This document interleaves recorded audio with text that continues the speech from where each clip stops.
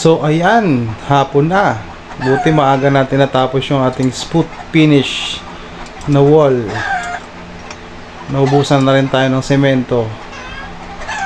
So napag-isipan kong baklasin yung gulong ng motor ko kasi magpapalit ako ng brake shoe.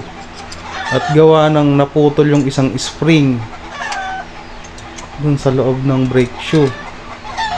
So isa na lang yung spring yung sa loob ng brake shoe, kaya papalitan natin. Kailangan natin baklasin muna ang gulong. Kailangan nating palitan at delikado. Pag preno na yung nagloko, palitan na agad.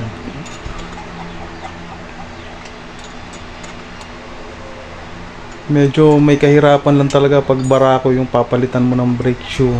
At napakahirap ibalik ng gulong. At daming hub, daming spacer. So, yan, nabaklas na natin. Medyo parang ano na,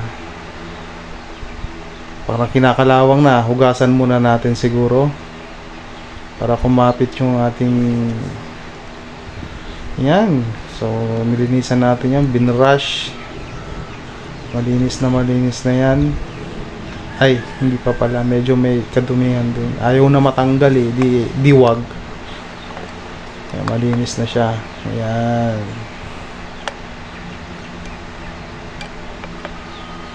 malinis-linis na siya after magti 3 years na ngayong June yung ating barako. Ayan yung ipapalit natin, naikabit na natin, pahirapan. So long nose lang ang gamit ko dyan guys pagpapasok ng spring na yan. Medyo may kahirapan pero kinakaya, lahat naman kinakaya at kakayanin, di ba? Sa palagay mo. Ayan, hinipit ko pa yan para hindi talaga matanggal.